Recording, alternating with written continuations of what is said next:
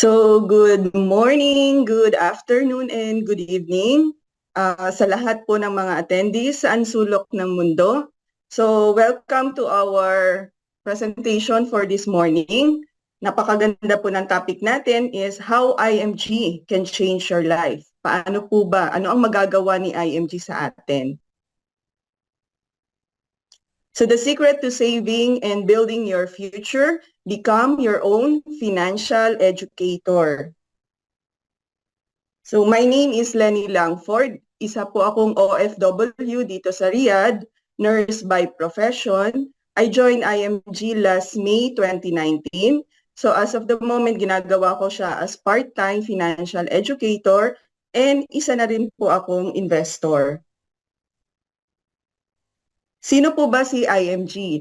IMG is International Marketing Group. So napakaganda po ng mission ni IMG to help create wealth for families, to make a difference for families so there will be no family left behind. So dito, ang una ko pong in-educate is yung aking family.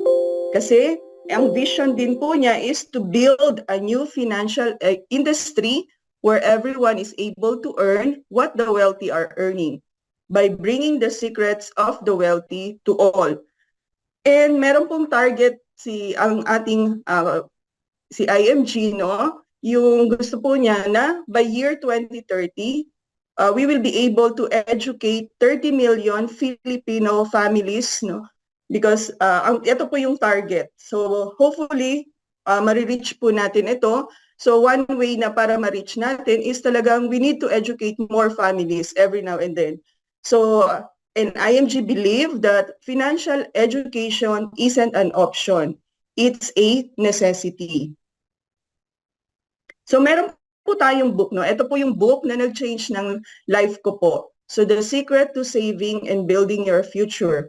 Become your own financial educator. So later on, madidiscuss po natin isa-isa ang ano ba tong financial foundation na to.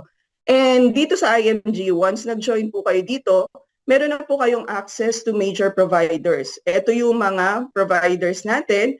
Meron tayo sa healthcare, life insurance, investment, real estate, general insurance, as well as allied services. So later, i-discuss po natin ano-ano ba yun. So how IMG can change your life? So dito, malalaman natin ano-ano ba yung nagawa ni IMG dito sa atin, no? Para mabago yung buhay natin. So dito tinuturo sa atin yung mga concept na kailangan natin what is this? I-follow, no? Kung mag-join po kayo dito sa community ng IMG. So look at some of changes in our financial culture, which most people fail to recognize. So kung wala tayong financial literacy, wala tayong financial education, hindi natin malalaman kung ano-ano ba itong mga financial culture na hindi natin nare-recognize. So number one, ano ba to? The role of money is changing. Usually, ang ginagawa lang po natin is yung traditional savings account, no? So nagde-deposit tayo sa bank wherein hindi natin alam, no, yung inflation today is napakataas. And less than 1% lang pag once na nilagay natin yung pera natin sa bank. So we need to know ano ba yung mga other options, investment option that can beat inflation. And number two, people live longer today. We need to have lots of money or else we will live a long life of financial distress. So, pag tumanda na tayo, hindi natin na-prepare ng habang bata tayo, hindi natin na-prepare yung ating retirement, no? Ang tendency is, let's say, hindi na build ng maayos yung ating financial house. So, ang tendency, tumanda tayo, then wala tayong enough na savings, wala tayong enough na investment para matustusan yung ating mga needs. So tendency is we are really financially distressed. And ang second one is you have yung itong skyrocketing cost of living. Talagang nararamdaman na po natin ngayon, no, na lahat ng prices of commodities is continues to increase faster than our salary. So, pag nag-grocery ka, konting yung amount, let's say for example, 1,000, 2,000 pesos, napakaliit na lang na mabibili mo.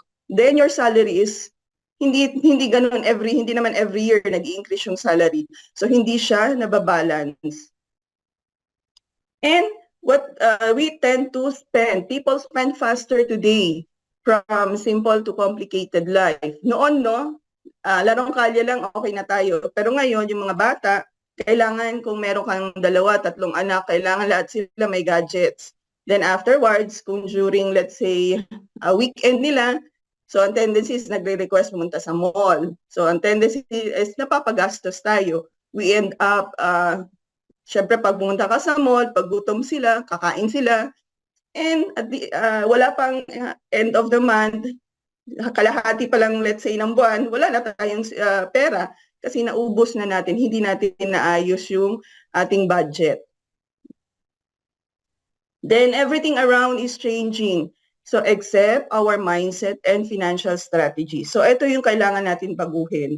Kailangan natin magkaroon ng tamang mindset about financial our financial strategy para maayos natin ang ating financial strategy. So ano ba yung tamang mindset na kailangan natin? So noon, one source of income was enough. But today, not anymore today. Before, OFWs are surely wealthy. But today, we're not sure.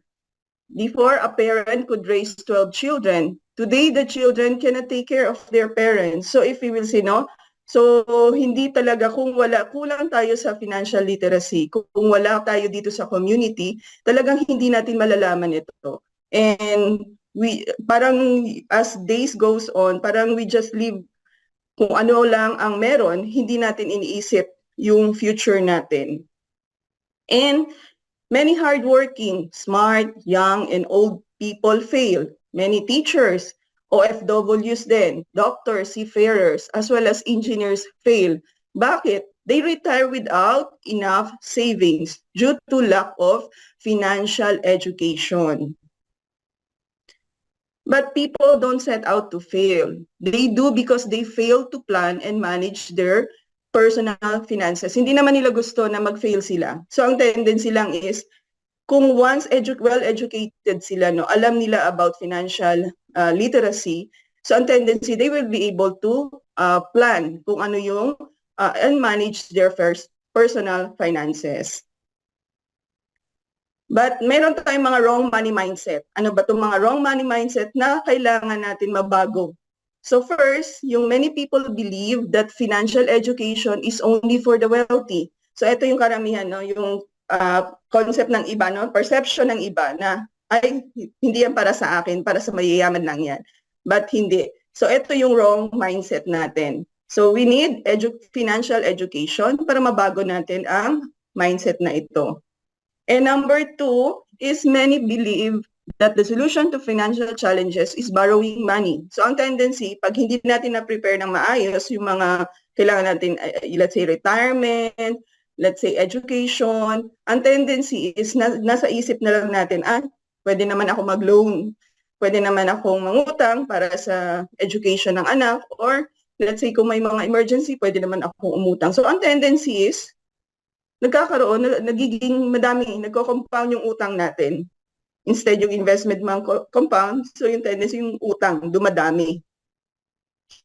And number 3, na wrong money mindset is some even rely on luck. So every day, no, they spend their money, magkano yung loto na binibili yung bumibili ng ticket, hoping na one day manalo sila sa loto, na ma-hit nila yung jackpot. And number 4 is many people belong to a community of spenders who do not believe in preparing for their future. So dito is palagi nakaabang sa mga apps wherein may mga sale. Kung may sale, tendency is talagang add to cart, and nauubos na yung na-spend na lahat ng meron siya. Okay? So dito, hindi nila iniisip, ang iniisip lang po nila is yung ngayon na, ay may sale to, mura to, so I need to buy. Then, number 5 na wrong money mindset natin is during emergency, no? Ang tendency, once may credit card po tayo, ang ginagawa, pag may emergency kasi walang emergency fund, ang nangyayari po is ginagamit natin yung credit card wherein as our emergency fund. So dito, pag ginamit natin yung credit cards, ang tendency naman is yung credit card is yung interest yung nagko-compound. So palaki ng palaki, tapos hindi natin nabayaran kaagad, so babaon tayo sa utang. And number 6, most people don't know how to manage their debt. So ang nangyayari, yung debt, manage them. So pag hindi natin talaga naayos, no, hindi natin, let's say, ang mindset natin is, pag may kailangan ako, mangutang ako, and hindi mo na ma-manage maayos na paano bayaran ang utang, ang tendency, yung utang, yung utang, so masakit na yung stress ka na dahil ang dami mo kailangan bayaran. So kailangan, as of now, kung nandito ka na marami kang utang na kailangan bayaran, konti-konti dapat ma-manage mo ito.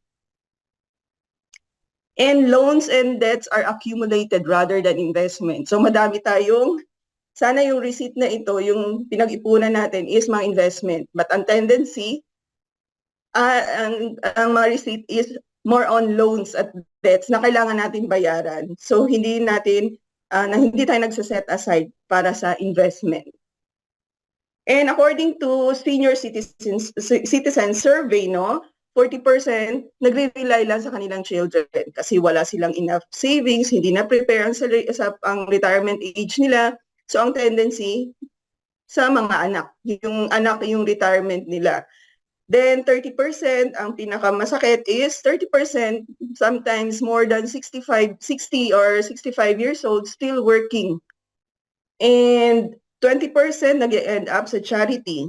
Then only yung 8% na yon is they rely on their pension. So alam naman po natin kung meron tayong pension, hindi sapat, napakaliit lang niya para matustusan yung mga gastusin natin pag dumating yung time na mag-retire na tayo.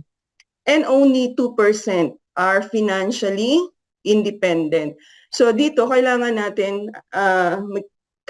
isipin, no, mag-isip-isip tayo na kasi ito survey po ito. So kailangan itong 2% financially independent, dapat increase natin po ito kasi gusto natin hindi tayo nagre-rely sa mga anak, sa charity or sa pension na meron tayo. Kailangan i-add natin. Kung may pension tayo, well and good, at least ma-add natin yung amount na meron tayo so that we will become financially independent. So ano pa ang sitwasyon mo ngayon? So we have to think about it, no, na ano ang sitwasyon mo ngayon?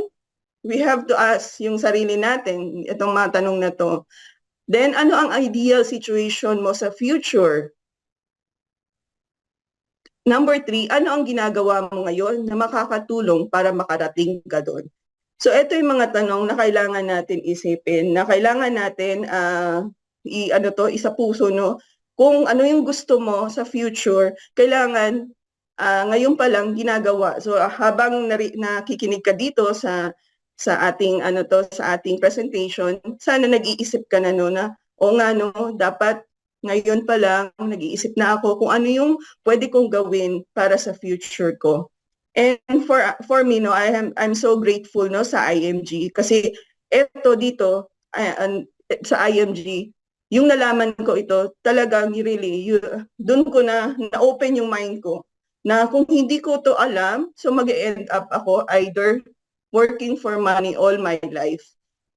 So ngayon pa lang, at least as early as now na meron tayong pera, nagtatabi na tayo para sa future natin. So kasi ito yung sitwasyon na kailangan natin i-ask yung ating sarili. Then, with financial education, so based doon sa tanong na a while ago, so once meron tayong financial education, you can face all those challenges. There is hope. So dito sa IMG, so ito yung ating hope, no? So with IMG, ito yung ating mga big three. We call them the big three. Sila yung ating mentor, sina Sir Joanne, Sir Bart, and Sir Noel. Sila yung big three ng IMG. Wherein talagang they have a big heart, and together with Miss Corina Sanchez, no, big heart to help Filipino families. Sila yung mga mentor na talagang andun yung pagpupush nila sa atin to educate more Filipino families para ma-hit natin yung target natin na 30 million. So ano ba yung mga kanina, so how IMG can change your life, no? So ano ba yung dapat nating, ano ba yung nagawa ni IMG? So first, ano yung solution na binibigay niya? We have this 3 E's plus 1 na bonus. So number 1 is education. So once nag-join ka dito sa IMG, andun na yung education. So we provide financial knowledge and strategies. People need to know how to make money work for them, and how to build a solid financial foundation. If you think financial education is a waste of time and money, so try financial ignorance. So once hindi mo alam talaga, ignorant ka about financially ignorant ka, so hindi mo masosolve yung financial problem, no? So dito sa IMG, we educate. So dito tinuturo sa atin paano natin ma-build ng solid yung ating financial house. So later on, itatakal po natin isa-isa. Then the next one is, syempre lahat, binigay na yung education. Let's say kung saan ka man ngayon, narinig mo ito. Then ang tendency is, kung hindi may education ka nga, no, everyday nag-a-attend ka or you are nag-a-attend ka sa mga education program na meron, but kung hindi mo i-execute, so useless lang po yun. Kasi education without execution, talagang hindi mo mabibuild ng maayos yung iyong financial house. So dito, kailangan ma-execute mo siya. So dito sa IMG, we provide a platform to execute the knowledge. Bakit? So minention ko kanina, no, a while ago, that you have direct access to broad array of financial products and services. It represents many of the largest and most respected companies in the financial industry. So become your own money manager. It's a one-stop financial platform. You bypass the middleman, do it yourself. So once nag-join ka dito, hindi mo na kailangan, let's say if you want to get Kaiser, if you want to get healthcare or life insurance, let's say sa Manila Bankers, ikaw na ang gagawa. Yung whatever commission na meron ka, mapupunta na sa'yo. You bypass the middleman. Hindi mo na do it yourself. Ikaw na, sa'yo na mapupunta at hindi na yung iba ang gagawa para sa'yo. Okay? Then afterwards, if you want to have investment, so andito na yung Ramphver or Soldivo. If you want to get a real estate, may SMDC or Ayala Land, general insurance, as well as allied services. So andun na, one-stop shop na siya. Hindi ka na pupunta pa sa kung saan-saan. Kung depende kung ano yung gusto mo. So, dito ang pinaka-importante is execution. Then the third one is if you want to do the business, no, to be an entrepreneur, so we provide the best business opportunity. It is easy setup, easy startup, walang territorial boundaries. At saka no big capital is needed. No quota, risk-free, no demotion. So dito, you work at your own pace, at your own time, at saka flexible. So like me, no, ginagawa ko to siyang part-time during my off. And pag may time ako, after work, ginagawa ko siya. So hindi flexible siya. Hindi required na every, let's say, kailangan gawin mo to, kailangan ma-meet mo ang quota na ito, or else hindi ka na, you're out. So hindi ganon dito. So dito, depende sa'yo. If you want to be an investor, if you want to be an entrepreneur rather, so nandito na, ibibigay na sa'yo yung platform, i-follow mo na lang siya. Then, ano ba yung, I hope na may natutunan tayo, no? Kung ano may mga mindset na yon na kailangan natin baguhin. And dito naman, ngayon is, we will learn ano ba yung mga basic financial concept na kailangan natin matutunan. So, isa-isahin natin. Number 1, ito yung X-curve concept. No? Dito sa X-curve concept, meron tayong dalawang line. Meron tayong blue line, ito yung money line natin, at saka yung red, ito yung responsibility line natin. Dito, habang bata pa tayo, no? At younger age, wala pa tayong masyadong savings dahil marami tayong responsibility. So ang gusto po natin dito is mapataas po natin yung money line natin. Magkaroon tayo ng big savings once dumating yung time, nandun na tayo sa old age. Then afterwards, dapat yung responsibility natin is ma-decrease yun. Ano ba yung mga responsibilities natin? So dito, syempre yung food natin, shelter, clothing, yung education, health, pagbayad natin ng mga utang natin, at saka loans, no? So dito sa part na to, nagre-rely lang tayo sa active income. Wherein pag wala tayong work, pag wala tayong business, so ang tendency, hindi natin mamimit yung mga responsibilities natin. Then afterwards, what if, no? What if we die too soon? So if you love your family, you need to protect your family. So anong dapat natin gawin dito is you need to have an insurance. So ito yung instant money na once may mangyari sa'yo, at least may matatanggap yung family mo. The next one is our once tumanda na tayo, no? Yung next one is yung kailangan pa rin natin. Siyempre, andun pa rin yung food, clothing, education, kung may pinapaaral pa tayo. Ang pinakamalaki dito is yung health. Kasi at this time, old age na tayo, ang tendency, lahat ng sakit, lumabas na. Ang tendency is kailangan natin ng ating maintenance, ang regular check-up. And by this time, dapat debt-free na po tayo. And dito, nagre-rely lang, dapat dito, by this time, meron na tayong passive income wherein money is working for you. So, para matustusan natin yung mga gastusin natin. So, if we live too long, so kailangan meron tayong investment. So, itong investment, yung living on interest, ito na yung money working for you. Ito yung kailangan po natin.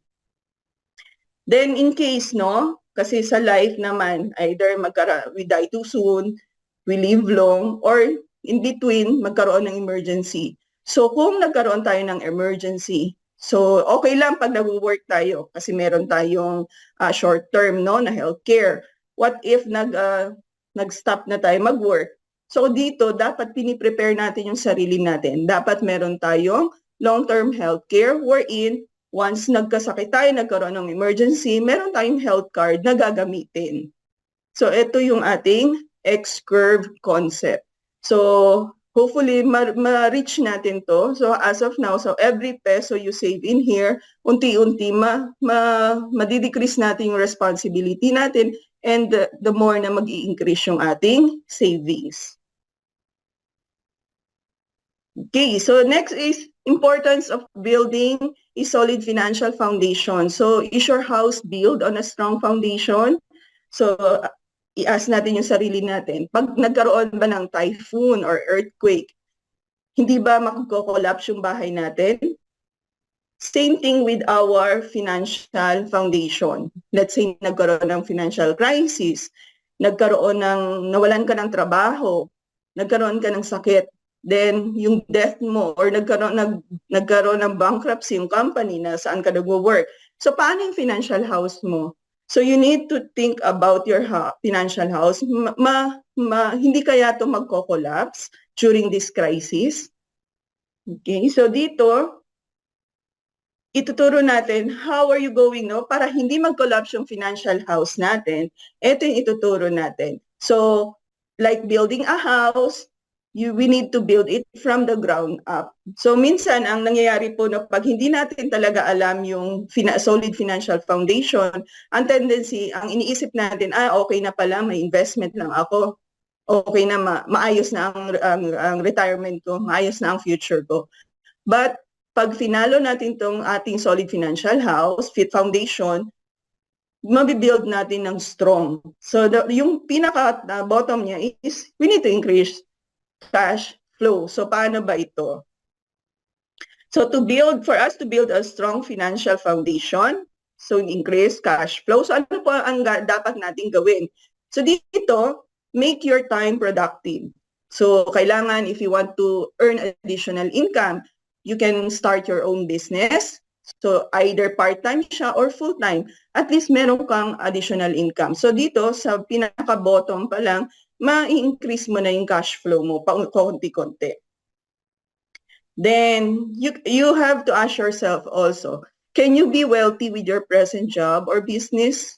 So if not, ano ang dapat natin isipin? Dapat mag-isip na tayo, no? Hindi ako, sa present job ko ngayon, nahirapan ako, hindi naman ako, yayaman kaya ako dito, or magiging wealthy ako dito, or sa business na meron ako. So if you have to use your spare time, yung available time natin na meron tayo, dapat i-use natin yon, i-utilize natin yon to build your your wealth, no? Hindi yung company yung pinapayaman natin. Kailangan na isipin natin yung ating family, isipin natin yung ating sarili. Then, how many sources of income do you have? So, if meron ka lang isang source of income, let's say nagdi-depend ka lang sa work mo ngayon, so kailangan mag-isip-isip na po tayo, no? Mag-isip na tayo, ano pa yung pwede nating gawin para ma-increase ko pa yung aking cash flow. So, you need to add.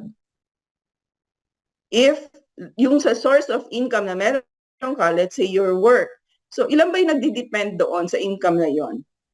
Do you love them? If you love your family, so you need to think about adding more or having another source of income. So, kasi dito, no, sa isang source of income, ang dami nagdi-depend sa'yo, pagbayad ng mga bills, minsan pag nagkaroon ng emergency sa family, syempre, ikaw ang takbuhan. So, kung isa lang yung source of income mo, ang tendency is talagang kulang na kulang. So, mag-isip. So, you have to, maghanap ka, let's say here in IMG, you can do it as part-time para at least pa-konti-konti, meron kang additional source of income. And what do you do in your spare time? Do you make money or spend money? So dito, no, let's say for example, ang tendency is if you want to increase your income nga, you need to have additional source of income. So dito, let's say during your spare time, if you make money, so nag-iisip ka, let's say for example, if you want to join IMG, no? So at least dito, pag-aralan ko to for me to have additional income. So pagdating ng time na hindi lang ako nagdi-depend sa isang income. But if you continuously on spending lang, no, ang tendency mo is during spare time mo, ang wala ka nang ginawa kundi mag-browse sa mga apps na merong sale, sa either saan yung may 6.6, 11.11 or 12.12. So then add to cart ka palagi. So ang tendency is maraming pera ang nawi-waste lang. Dahil doon, hindi mo nagawang productive ang iyong spare time. So dito, no, if we want to reduce our expenses, kasi minsan, pag hindi natin nasulat, no, hindi natin sinulat rather yung ating mga expenses, minsan titingnan natin, water lang yan, konti lang yan, 25 pesos lang yan, soft drinks na yan. Pero pag once lahat in-itemize natin, lahat ng mga ginagastos natin, ano yung cost niya, ilang beses tayo umiinom, tapos monthly, then annually. So dito pa lang, no, sa soft drinks or water na ginagastos natin, we will be able to save or magkakaroon ka ng 1.5 million in 20 years pag na-save natin to ng maayos. It doesn't mean naman na huwag ka nang uminom ng soft drinks, no? But ang kuwan lang dito is, kailangan bawasan mo lang siya. Let's say in a day, nauubos mo 2 cans. So, konti-konti, bawasan mo siya once or in a week para at least yung extra money na meron ka, at least nagko-compound yun. Once na marunong ka mag-invest, so at by the year, after 20 years, marami ka ng pera, marami ka na naipon. Sa soft drinks pa lang yun. What if, dito sa mga, kung mahilig ka mag-coffee, no, sa mga fancy coffee, let's say, Starbucks, at doon ka magkano yung isang coffee, then afterwards, bawat labas, bili ka ng coffee. So, doon pa lang sa coffee na 180 per cup, so you will have 1.4 million in 12 years kung na-invest natin to ng maayos. Then, yung mananinigarilyo, so ang laki no, ng amount, 3 million. Imagine, if hindi, kung eto dito sa pagsisigarilyo, no, bad pa yun sa health natin. So kailangan bawasan natin yung sigarilyo, tapos maging ano to, maging kwan tayo, maging cautious tayo no sa ating health kasi health is wealth. Then afterwards, kung nabawasan, let's say mga smoker no, natanggal nila yung vision nila sa sigarilyo. Imagine no, na ininvest nila yung pera nila. So in 20 years nagkaroon sila ng 3 million. Dito hindi natin to ma-appreciate kasi ang palagi lang iniisip natin, konting amount lang man to, pero dahil dun sa konting amount na yon, pag nag-compound siya, by after 20 years, malaking amount na po yun. And isa pa rin yung lotto tickets. Kasi yun na nga, nagre-rely tayo sa luck, no? Baka one day, mahit ko yung jackpot. So ang tendency sa lotto ticket pa lang, magkano yung lotto ticket, and we are spending, let's say, 14,000, almost 14,000 a year, no? So, meron tayong 1.2. Yung mga phone bills natin, extra phone bills, dine outside. So, dito, kailangan bawas-bawasan lang po natin. Hindi totally talagang hindi mo, hindi ka na lalabas kakain. So, bawas instead once a week, maybe we can do it twice a week or once a month. At least, yung 4 million, no, masasave natin. At least, magkaroon tayo ng 2 million. Kung half, let's say twice a week, twice a month ka na lang, kakain sa labas. So dito pa lang no sa mga expenses na minsan na tinetake natin for granted, dito pa lang makakaipon na tayo ng malaki. Okay? So hindi reason na ay konti lang yung sahod ko, ay ito lang, hindi reason whether konti or mataas ang sahod mo, it's paano mo binabudget, paano mo minamanage yung iyong expenses. Then, ito yung savings formula, no? Yung letter type A, no? Yung the poor man's formula. Siyempre, pagdating ng income, ang tendency ay shopping dito, shopping doon, lahat expenses ang iniisip natin. So, 100% ng income na meron tayo, napupunta lang lahat sa expenses. And we end up without any savings. So, ito yung poor man's formula. Yung next one naman, no? Ito yung mas worse. So yung once na dumating yung income mo 100%, yung gastusin mo naman is double, 200%. So anong mangyayari sa'yo? Negative ka pa, baon ka pa sa utang, mas stress ka pa dahil sa dami ng iyong utang. Hindi mo na manage na maayos. Okay? Next one is, ito yung pinaka maganda. Ito yung what we call the abundance formula. Once dumating yung income, dapat nagsiset aside na tayo ng 10% para sa church. We pay the Lord first kasi lahat ng blessings na meron tayo is nanggagaling sa Kanya. Then, mag-set aside tayo ng 20%. 20% para ilagay natin sa ating mga investment para mag-grow siya. Then, ang gagastusin lang po natin dito is yung 70% sa lahat ng mga needs natin at saka wants, konting wants. So 70% lang ang ilalaan natin. Ito yung abundance na nakuha na sa mind natin, ganito pala yung dapat kong gawin. Napag nilay-nilay na natin, no? Napag-isip na natin, ganito pala. So once na naayos na natin yung cash flow natin, na-increase na natin siya, mayroon na tayong mga additional source of income, hindi lang tayo nagre-rely sa isang income. So dito pa lang sa pinaka-bottom, wherein yun ang pinaka-importante, is na-solve na natin. Then the next one is, yung kailangan magkaroon tayo ng healthcare to protect your health as well as your wealth. So ano ba dito sa healthcare? Dito sa healthcare, kailangan po natin magkaroon ng short-term as well as long-term. Short-term, habang nag-work ka, that's good kasi meron kang short-term healthcare, no? But ang pinaka-importante dito, what if you live long? So dapat meron kang long-term healthcare wherein pag tumanda na tayo, meron na tayong health card, yun na yung hindi na tayo mahihirapan. And meron pa tayong caregiver, no? At least nag-aalaga sa atin. Kung just in case yung family natin busy, hindi tayo maalagaan, at least meron some na wherein pwede nating bayaran kasi may enough money tayo, pinaghandaan natin yung ating long-term care, may binayaran tayo para tumingin sa atin.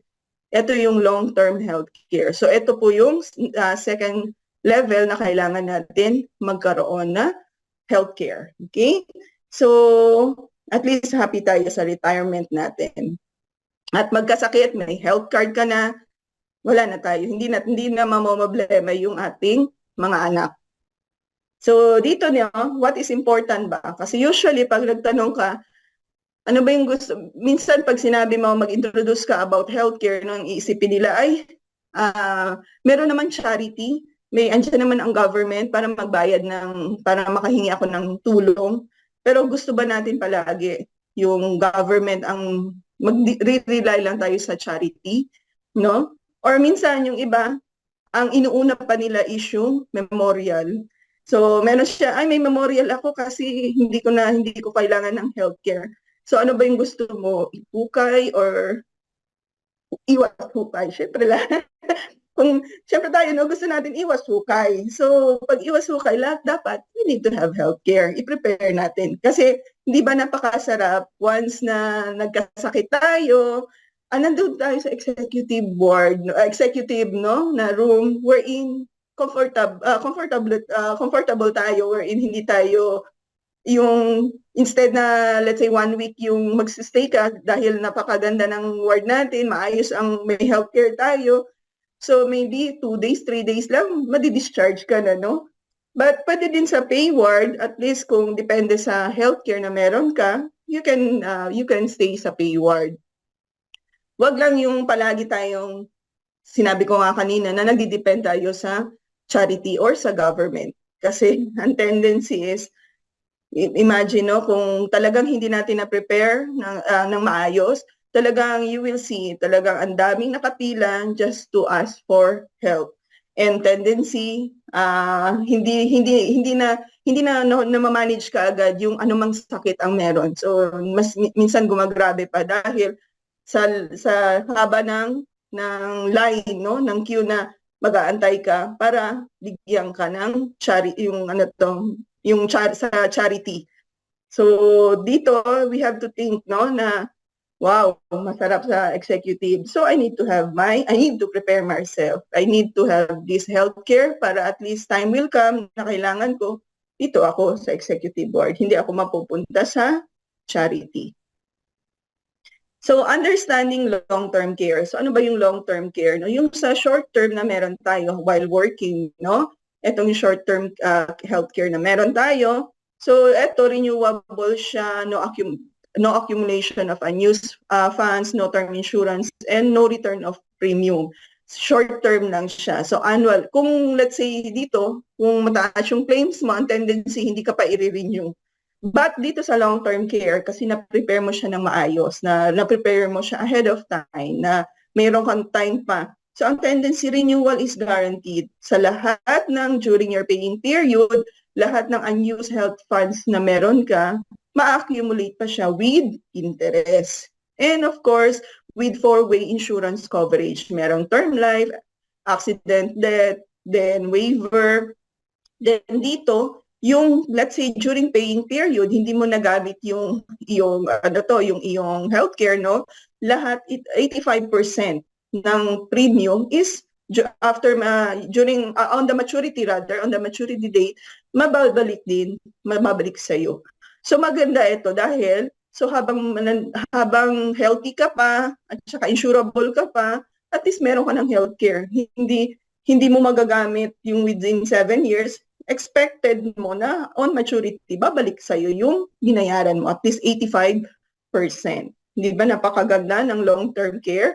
So dito pa lang is talagang kailangan natin i-prepare na yung sarili natin. Huwag na natin hintayin na nandun na tayo sa, let's say, 59 years old. No, konti na lang yung time. Tapos doon pa tayo maglalaan ng long-term natin. So habang may time pa. Although, dito sa long-term care, it is from 10 hanggang 60. So kung let's say talagang ngayon mo lang siya narinig, no? Ngayon lang, wala ka ng ibang option, let's say 59 or mahabol mo pa 60, it's not too late. At least, di ba mahaba naman ang buhay natin, at least by that time na kailangan mo, because magagamit mo pa, meron ka. Okay? So next one, yung ano ba yung priority natin, no? Dito, yung sa long-term healthcare nga, if you want to have 1.2 million, no, you need to save 60,000 per year in 20 years para magkaroon ka ng 1.2. Imagine, no, napakalaking amount, 20 years ka magsisave para lang sa 20 years, meron kang 1.2. Nag-invest ka sa mutual funds, so let's say maliit na amount lang siya, 1,200 pesos. So in 20 years, na-invest mo siya, nagko-compound siya, meron kang 1.2 million. But dito, pag nag-invest ka sa long-term care, 7 years mo siyang binayaran, let's say per year is almost 59,000. So in 7 years mo binayad, 13 years ka nag-antay. So during maturity, after 20 years, no, meron kang 1.2. Then at the same time, meron ka pang 20 years na life insurance, and in case na nagkasakit ka during your paying period as well as your waiting period, meron ka pang health care. Okay, so ito yung long-term care natin. So next is na-manage na natin yun, no? Yung level 3 natin na life insurance. So once you have your health care, sold na natin. The next one, yung life insurance to protect your family is ano ba yung kailangan natin dito? Na-solve na natin yung healthcare natin. To protect our families is kailangan natin magkaroon ng life insurance. Dahil understanding life insurance, no, let's say dito, from gusto natin, no, nasa comfort zone tayo, no, or to reach sa luxury, no, na we're in, kung meron tayong life insurance, ano ba importante nito? Something will happen to the breadwinner is magiging comfortable yung buhay, hindi mapupunta sa poverty line ulit yung family. We need to think about it, no? Understanding life insurance, you work hard because you love your family and you have big dreams for them. What will happen to your dreams for them if something will happen to you? So, andun yung life insurance. Let's say may life insurance ka, nawala ka, hindi natin alam, no? Kasi si Lord lang ang nakakalam kung kailan yung time natin na mawala dito sa mundo. In case you can't be there to catch them, you are sure you have a safety net. So, yung hindi mahihirapan yung family mo dahil pinipare mo, meron kang life insurance. Okay? So, dito, and most people, no, have adequate protection. May car sila or minsan meron silang insurance para sa car nila. Let's say yung car nila is worth 1 million, no? Meron silang nagbabayad sila ng insurance ng 20,000 per year para sa kotse na car insurance. But few have enough for their loved ones. We're in 1 million of life insurance. Let's say, for example, nandito ka pa lang sa age na 35, no? So dito, you will only pay 7,400 per year. Meron ka ng life insurance wherein naprotektahan mo na yung family mo in case something will happen to you, no? Kasi once meron tayong car, ang tendency, no, hindi natin malalaman. So minsan andyan, prone tayo sa accident, hindi natin malaman kung anong mangyari, at least protected yung family. So sabi nga natin, ayaw natin bumalik sa poverty, nasa comfort zone na yung family mo, bumalik sila sa poverty dahil hindi natin na-prepare yung sarili natin. So, but we need to understand, no? So when you buy life insurance, why? Dapat alam natin how it works, alam natin yung price. Because the cost of insurance is charged to you. So, na-solve na natin. So now, meron na tayong healthcare, na-solve na natin yung problema natin sa healthcare, sa life insurance, pinipare na natin yung sarili natin, may life insurance. Then ngayon is yung death naman. So pay off debt, dahil yung debt, ito yung termite na sisira sa foundation natin. So ano yung gagawin natin sa debt natin? So kung may debt tayo ngayon, so lahat lahat ng utang na meron ka, you have to make a list of them and pay them off one at a time. So, kailangan dito, nililista natin. Kailangan ma-eliminate natin yung debt natin na wherein meron siyang malaking interest. So, una yun natin i-eliminate pa konti-konti. So, kung andito ka pa lang na, ay, may utang pa ako, hindi ko pa naayos, hindi ko pa na-settle yung mga utang ko. So, ngayon pa lang is umpisa na natin magsulat, umpisa na natin i-list down yun. Then afterwards, para mabayaran natin pa konti-konti. Huwag na po nating dagdagan pa kung anong utang ang meron tayo para hindi masisira ang ating financial house. Then, para mabayaran natin, o gusto natin, let's say gusto natin ma-fast track, no? Mabayaran natin lahat ng utang natin kagad. So, you need to have increase your cash flow. Okay? Para at least mabayaran natin, hindi na, let's say yung utang natin is 5 years pa kailangan bayaran. So, gusto mo within 2 years mabayaran na. So, you need to have your extra or increased cash flow. Then, try liquidating your savings. Kung may savings ka, then may utang ka, so try, you withdraw your savings, no? Yun ang pinakamagandang way. Kung may savings ka, then yung utang mo is nag-compound, nag-i-increase yung interest niya, i-withdraw mo yung savings mo, pay off your debt, at least it is a very good investment. Kasi at least nabayaran mo na yung utang na malaki. So, kasi it's useless na mayroon kang savings tapos yung utang mo is patuloy na nagko-compound. So, we need to change your money mindset. Hindi palaging iniisip natin, ang solution is utang. Debt is not a solution, but ito yung obstruction. So, obstruction siya dahil sa mga interest na nag-compound. You can never get out of debt if you continue to believe that debt will solve all your money problems. So, wag natin isipin palagi, no? Yung solution na, let's say, wala tayong savings, no? So, ang solution palagi is maghiram tayo or umutang, mag-loan. So, hindi yun ang solution. Ito lang yung talagang hindi solution or hindi yun masosolve ang ating money problem. So the only thing here na kaya namin tinuturo to, at least para mabago yung mindset natin. Once gusto natin magkaroon ng ng good financial or solid financial house, kailangan yung utang, tanggalin na natin sa mindset natin. Kung may gusto tayo isang bagay, kailangan pag-ipunan natin yun. And by that time, hindi yung madalian na instant gusto mo kaagad, meron ka.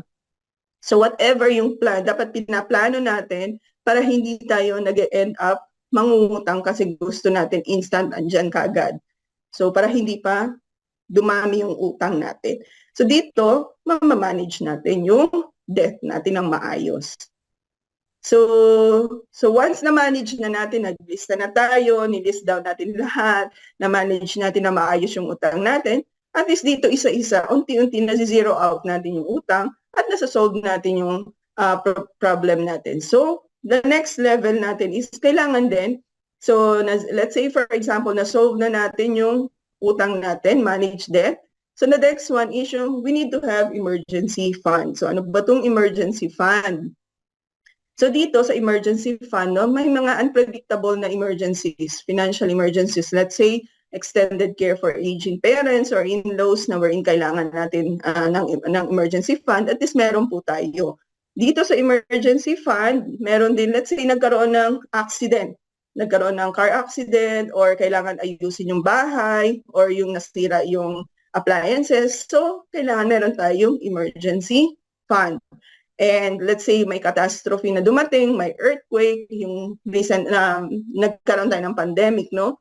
During this time, yung nagkaroon tayo ng pandemic, hindi tayo well prepared. So ang nangyayari is umaasa tayo sa bigay ng government. Tapos, pag hindi tayo nabigyan, galit pa tayo. So dito, at saka napaka-stressful, no? Instead nagagaling ka, talagang may stress ka, the more kang talagang magkakasakit.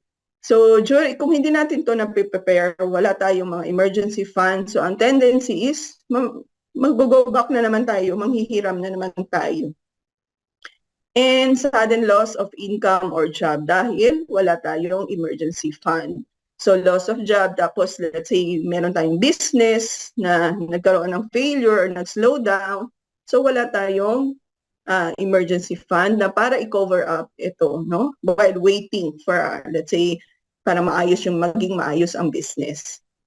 So ano ba yung gagawin natin dito, no? Let's say emergency, pag sinabing charging your emergencies to debt will create more problem. So hindi pwedeng emergency yung college tuition fee ng anak, no? Kasi as early as now, maliit pa yung mga anak natin, kailangan na prepare natin. Let's say yung may mga buntis na mga anak, 9 months, no? 9 months ang preparation. So dapat piniprepare, hindi yung iisipin natin na June na yung mga anak na yung asawa, then after that, doon pa lang maghahanap ng pera. Then unplanned travel or gimmick, so hindi yun mga emergency. So, ang tendency is kaskas, use of credit card just para lang sumama. So, pinaplano po yun. Hindi yung basta na lang, hindi pwedeng iasa natin sa mag-utang tayo dahil hindi natin na-plan ng maigi. So, ano yung solution dito sa emergency fund? So, dito, para hindi tayo magkaroon ng additional utang pa, and then, ang kailangan natin, yung emergency fund, meron tayong whatever is your income at least 6 times ng monthly income mo. Dapat meron kang emergency fund. So, in case na kailangan mo ng pera, meron kang i-withdraw. Okay? So, na-solve na natin. Let's say, naisip ko, kailangan ko pala ng emergency fund. So, ito yung gagawin ko kasi para sa college tuition ng anak ko. So, ito yung, at least aware na tayo about it. So the next one, yung pinaka-top, ito yung investment natin. So dito sa investment natin, knowing how to save is not enough. So meron ka nga savings pero hindi natin na-invest ng maayos, hindi mag-grow yung iyong savings. So kailangan ma-invest natin. So ano ba ito? We need to know how money works. So know how to make money and how to make money work for you. So through investment. So saan ba to pwede nating i-invest? Know how to accumulate income producing assets or create multiple passive income streams. No, the size of your passive income determines the level of your financial security. So marami tayong mga investment pwede nating invest ang ating pera na meron tayo, para at least time will come na magkakaroon tayo ng passive income. So, if you lose your income today, how many years your savings will last? So, kailangan check natin, no, kung may savings ka, nawalan ka ng trabaho, ilang years lang ba yun maglalast yung pera mo? While kung let's say, for example, na-invest natin yun ng maayos, at least nag-grow siya, yung interest yun ang gagamitin mo. So, know how money market works. Know the investment instrument that can help you beat inflation. You know how to invest. You can invest sa mga different investment vehicles na meron tayo. Let's say for example, you need to have your goal first. Dapat yung goal mo, if it is for emergency fund, home repair, education, retirement, and protection. So ito yung investment goals na kailangan mo. Then after that, tingnan mo kung ano ang duration. Kung gusto mo immediate, short-term, medium, long, or long-term care. And saan mo dapat siya i-invest? Yung pwede mong liquidity, wherein pwede mo makuha agad. Then growth, high growth, or guaranteed, wherein doon sa mga HMO or insurance, no? Ito yung mga instruments na pwede nating ilagay yung pera natin. So wag lang natin patulugin yung pera natin sa bank, wherein less than 1%. So either i-deposit mo sa money market, sa bonds, balance funds, equity. Ito yung mga insurance or HMO. So once meron ka dito, alam mo yung goal mo, at least meron ka ang direction, no? Kung ano yung gagawin mo for your investment. Para at least time will come, money will work for you. Meron ka ng passive income. Then the next one is, ano ba tong next concept natin? Ito yung isa sa pinakamagandang concept din, no? Yung rule of 72. Etong 72 na to, ito lang yung number of years na madodouble yung pera mo. Depende sa interest. So let's say for example, you invest sa bank, no? Nag-invest ka sa bank, nag-open ka ng account, naglagay ka ng 10,000. So sa bank, ang interest lang niya is, lagay na natin 1%. So 172 divided by 1, so it will take 72 years. So para magkaroon ka ng 20,000, mag-aantay ka pa ng 72 years para mag-double yung pera mo. So by that time, hindi na natin ma-enjoy ito. Imagine, 72 years. So kung anong amount na meron ka sa bank ngayon, you have to check, no? At saka kung ilang years siya magdo-double. So ito, sample lang po ito. So 20,000 for after 72 years. Then ito, no, if you want to invest na, let's say for example, no, dalawang magkaibigan, yung isa nag-invest sa 4%, yung isa sa 12%. So the same age, nag-invest sila at 100%, 100,000 rather, 100,000 at the age of 29. If you will see, no, yung sa 4%, nagdo-double yung pera niya every 18 years. Yung 12% naman na maganda kasi nagdo-double ang pera niya every 6 years. So dito, when they retire at the age of 65, yung isa, meron lang siyang 400,000. But yung isang kaibigan niya nag-invest sa 12% dahil in-execute niya yung nalaman niya dito sa financial literacy. So nagkaroon siya ng 6.4 million. Imagine, no, sa dalawa, you lose how many? 6 million. So if you people who don't understand how money works, ang tendency they end up working for money. So now alam na natin, no, people who understand how money works, they let money work for them. So dito sa rule of 72, now alam na natin na ganito pala siya. So gusto ba natin mawala pa yung 6 million? Of course, gusto natin dito tayo sa 12%. Para at least whatever yung interest na binibigay sa atin mapupunta. So more often than not, no, people put their money in less than 1%. So sa bank lang na pinalagay. But pag nag-borrow sila ng money and borrow money at more than 12%, imagine, no, 12% umutang ka, laki ng kita nila, pero ikaw nasa bangko yung pera mo 1% lang. And the worst part is that compounding interest works against them because of credit card debts. So kailangan matuto tayong i-manage na yung credit card natin. Maging anong tawag doon, dapat matuto tayong be responsible enough, no, sa credit cards natin. Let's say for example, kung gagamitin natin, make sure para hindi siya mag-incur ng malaking interest, kailangan bayaran natin ng in full. Kaya nga sabi, kung hindi mo mababayad in full, wag mo na lang gamitin yung credit card kasi magkakaroon pa siya ng malaking interest. Okay, so we want you to invest correctly. So kaya namin ginagawa tong education kasi para hindi sayang yung pera na natutulog lang sa bangko or para at least malaman natin, no, para paano tayo mag-i-invest ng tama. Kasi kung wala tayong financial literacy, talagang hindi natin alam, hindi natin mai-invest ng tama yung ating pinagpaguran. So dito, ito lang, no. Let's say for example sa bank, you are nag-deposit ka sa bank, tawag sa'yo depositor, nag-invest ka sa mutual funds kasi nalaman mo to, in-execute mo, ay sabi ko gusto ko dito, maging investor sa mutual funds. Naglagay ka, earning 12%. So yung bank at saka yung mutual fund, same lang ang investment nila, no? Nag-i-invest sila sa government, securities, commercial, paper stock, equities, and paper asset. And both of them, they're earning 12%. So ikaw, nag-deposit mo lang yung pera mo sa bank, nag-earn ka lang ng less than 1%. Kasi yun yung agreement niyo po sa bank. Yung bank po, yung nag-gain ng lahat ng interest. So yung ikaw, ang konti lang ng iyong, imagine less than 1%. Yung, what if yung pera mo, no? Let's say, nilagay mo sa mutual funds. So dito sa mutual funds, whatever na income ang na-accumulate, no, 12%, lahat ay mapupunta sa iyo. So saan ba natin gusto mag-invest ngayon? Sa bank ba or sa mutual funds? Okay lang may pera tayo sa bank, no, in case na kailangan natin kaagad. But at least dito sa mutual funds, lahat ng earnings ay mapupunta sa iyo. So malaki, kaya magko-compound siya. So where do you spend your money? Sa food, utilities, and entertainment, no?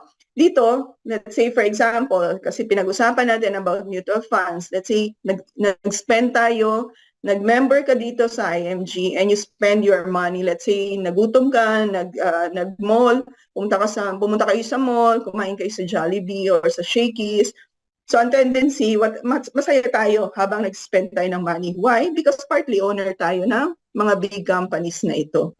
Nagbabayad tayo ng Meralco, ng PLDT, Globe. So happy tayo kasi partly owner na pupunta, may mga shares tayo dito. As well as sa SM, pumunta ka, nag-shopping ka sa SM. So dito, once investor ka, talagang you will appreciate this one. No?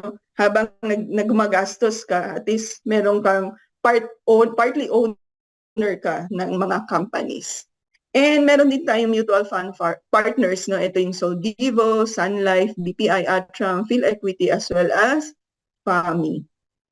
So dito sa investment, no? So once, for example, alam na po natin, ay dito pala, pwede ako maging investor. So alam na natin na ito pala yung steps, no? Or yung gagawin ko in order for me na magkaroon ng solid financial foundation. So what if I live too long? So, or meron akong investment na mag-work sa akin and who will take care of yourself. So dito, once na-invest natin ng tama, talagang for sure, yung financial house natin ay hindi siya magko-collapse pag na-follow natin po ito. So nalaman na po natin yung X-curve na different basic financial concepts, no? Ito yung X-curve, Rule of 72, building a solid financial foundation, ano ba tong abundance formula, and about long-term care. So dito, ano na yung gagawin po natin? Either nalaman natin ang mga ito, so the only thing is for us to execute it, no? Then, because what is your next step? You need to take action. So financial education is useless without financial execution. You cannot build a solid financial foundation with knowledge only. Let's say, ay, kailangan ko pa matuto, kulang pa yung knowledge na nalaman ko. So hindi enough yun, no? Hindi mo mauumpisahan kung palagi kang nag-iisip na mag-aral without execution. Knowing what to do is not enough. You still need to do it. Ang pinaka-importante dito, nalaman na natin, ito pala yung importante na para magkaroon ako ng solid financial foundation. I have to build it from the ground up. So ang gagawin mo is, the next step is you need to take action. So dito sa IMG, ito tinuturo. If you want to learn more, marami siya. But at the same time, may education na, nag-execute ka na. So, at least nandun na yung second is natin. Okay? So, you cannot build a solid financial foundation without financial products. So, let's say, for example, nabanggit natin, no, sa financial house, yung meron tayong healthcare, life insurance, investment. So, once meron kang Kaiser, for example, kasi ito yung mga major providers natin.